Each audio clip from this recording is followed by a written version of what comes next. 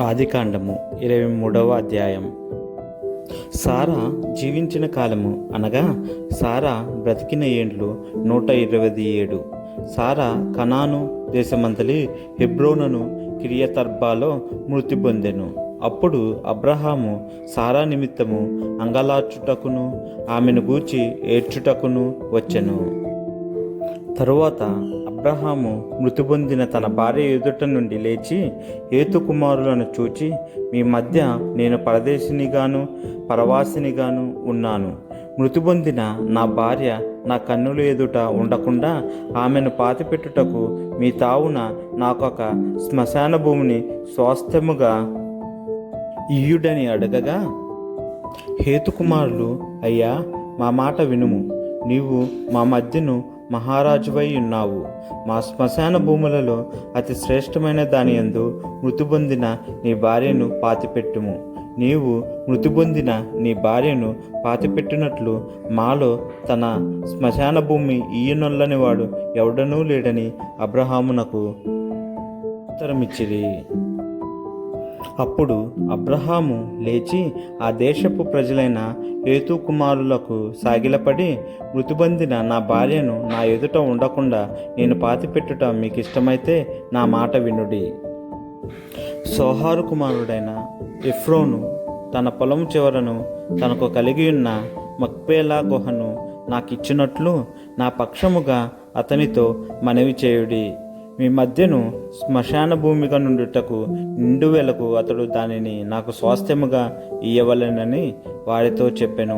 అప్పుడు ఎఫ్రోను హేతు కుమారుల మధ్యను కూర్చుండి ఉండెను.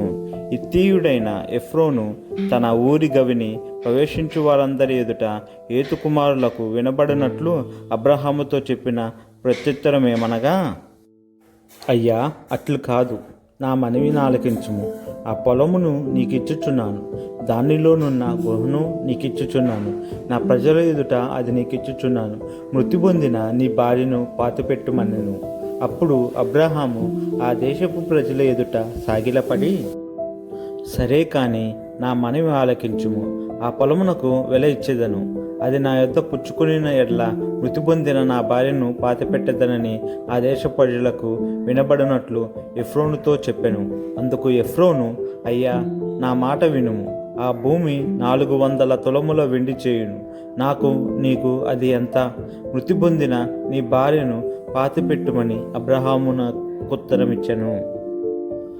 అబ్రహాము ఎఫ్రోను మాట వినెను. కాబట్టి హేతు కుమారులకు వినబడినట్లు ఎఫ్రోను చెప్పిన వెల అనగా వర్తకులలో చెల్లు 400 తులముల వెండి అబ్రహాము తూచి అతనికిచ్చెను. అలాగున మమ్రే ఎదుటనున్న మక్పేలా ఎందలి ఎఫ్రోను పొలము అనగా ఆ పొలమును దాని ఎందలి గుహయు దాని పొలిమేర అంతటిలోనున్న ఆ పొలము చెట్లన్నీ అతని ఊరి గవిని ప్రవేశించు వారందరిలో హేతు కుమారుల ఎదుట అబ్రహామునకు స్వాస్థ్యముగా స్థిరపరచబడెను. ఆ తరువాత అబ్రహాము కనాను దేశంలో హెబ్రోనును మమ్రే ఎదుట నున్న మక్పేలా పొలము గుహలో తన భార్య అయిన సారాను పాతిపెట్టెను. ఆ పొలమును దానిలోనున్న గుహయు హేతు కుమారుల వలన శ్మశానము కొరకు అబ్రహామునకు స్వాస్థ్యముగా స్థిరపరచబడెను. ఆమేన్.